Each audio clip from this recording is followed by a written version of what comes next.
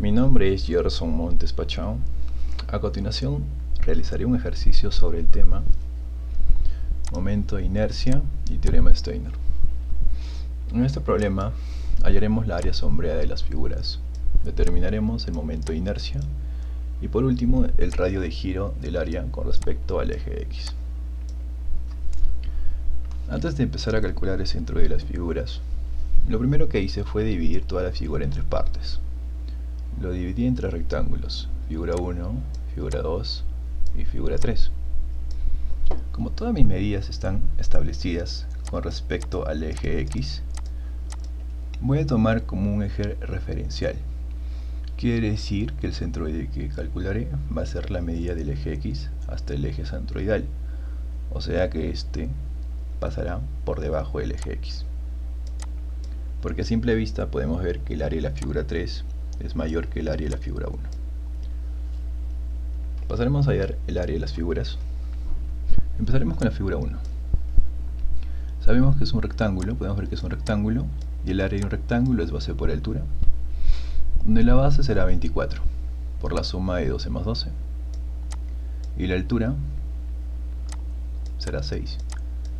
24 por 6, 144 milímetros cuadrados. Pasaremos a la figura 2, donde también es un rectángulo. La base será desde este punto hasta este punto, y la suma será 48, 24 más 24, y la altura nos indica que aquí abajo, que es 8 milímetros, 8. 48 por 8, 384 milímetros cuadrados. En la figura 3, de la misma forma, la base 48 y la altura 6. 48 por 6, 288 milímetros cuadrados. Pasaremos a hallar la Y'. En la figura 1, como es un rectángulo, su centroide estará en la mitad de la figura, desde este punto hasta este punto. Como la altura ya nos dijo que es 6, 12 la mitad sería 3. Pero como estamos trabajando con nuestro eje referente X, tomaremos desde este punto hasta la mitad de la figura 1 del rectángulo. 24 más 3, 27. 27. Pasamos a la figura 2, donde este rectángulo, su centroide estará por la mitad de su altura, o sea quedará sobre el eje X, pero como es nuestro eje referente, entonces su centroide vale 0. Pasamos a la figura 3, donde también el centroide estará exactamente en la mitad de la figura. La mitad sería 3. Tomamos desde el punto eje referente, eje X, hasta el punto medio de la figura. 24 más 3, 27. Como sabemos que del punto eje X hacia arriba es positivo y hacia abajo es negativo, será menos 27. Ahora nos pide multiplicar el área por la Y' en unidades milímetros cúbicos, porque Y' es milímetros.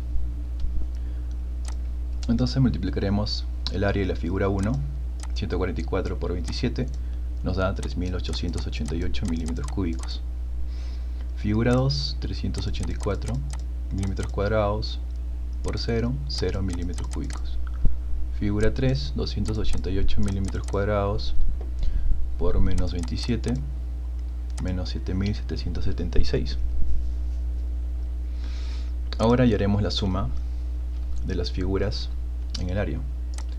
144 más 384 más 288 nos da 816 milímetros cuadrados.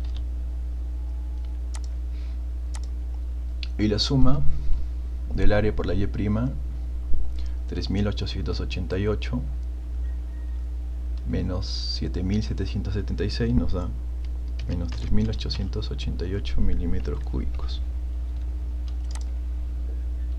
Ahora hallaremos el centroide de la figura con respecto en el eje Y, porque la mitad de la figura se encuentra en la parte de abajo del eje Y y la otra mitad está por encima. Hagamos lo mismo con el eje X. Este eje no puede ser el punto centroidal, solo lo tomé como punto referencial, porque en la figura tiene mayor área en la parte de abajo que en la parte de arriba. Ahora hallaremos el punto centroidal con respecto al eje Y. Sería igual a la razón de la sumatoria de A por Y barra sobre la sumatoria de las áreas. Esto ya lo tenemos, simplemente pasamos a reemplazarlo. Menos 3.888 milímetros cúbicos sobre la sumatoria del área, que nos dio 816 milímetros cuadrados. Simplificamos las unidades, milímetros cúbicos con milímetros cuadrados.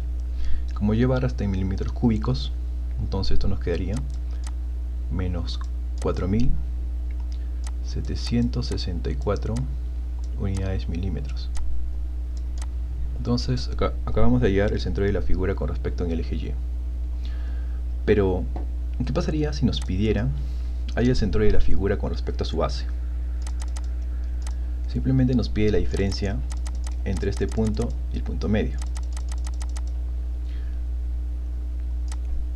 Este es el punto que acabamos de hallar con respecto al eje Y, que es menos 4.764 milímetros, casi 5. Y con respecto a su base, la sumatoria sería 30.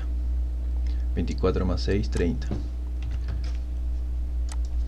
30 menos 4.764.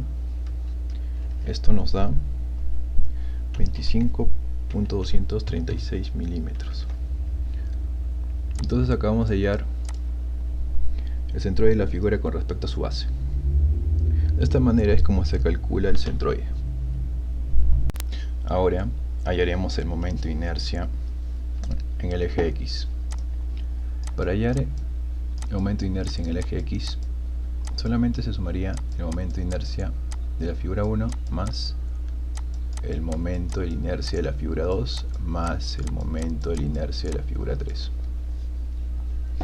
En la figura 1, para hallar el momento de inercia, observemos que el centro no coincide con el X, con el que nos pide trabajar. Para eso usaremos el teorema de Steiner, o también llamado teorema de los ejes paralelos. Entonces en la figura 1, momento de inercia de la figura 1 sería igual al momento de inercia del rectángulo más el área por la distancia al cuadrado, donde el momento de inercia de un rectángulo desde la base es igual a 1/12 por el área del rectángulo, 24 por 6 al cubo. Recordemos que todo está en milímetros, más el área, que es un adicional más, 24 por 6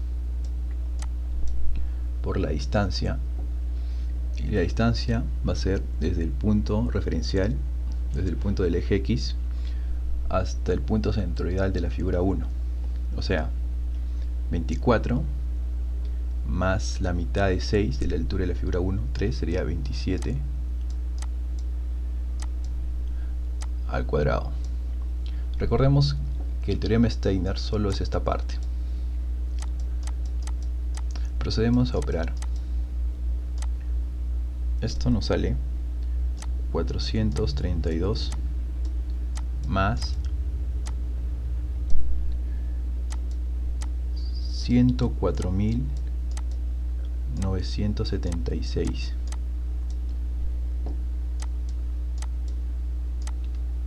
milímetros a la cuarta.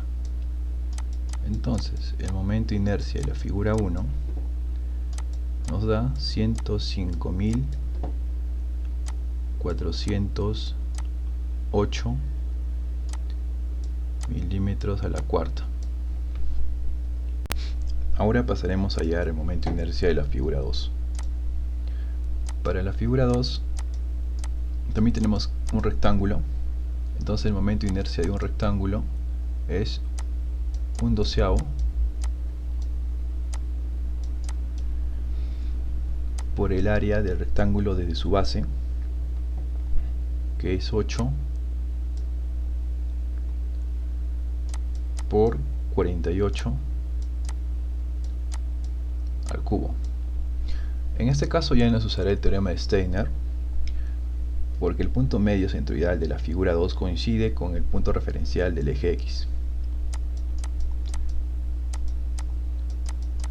Haciendo el procedimiento, nos sale que el momento de inercia de la figura 2 sale 73.728 milímetros a la cuarta. Y ahora para la figura 3. Para la figura 3 sí usaremos el teorema de Steiner, porque el punto centroidal sí coincide. Entonces el momento de inercia de un rectángulo, 1/12 por el área del rectángulo desde su base,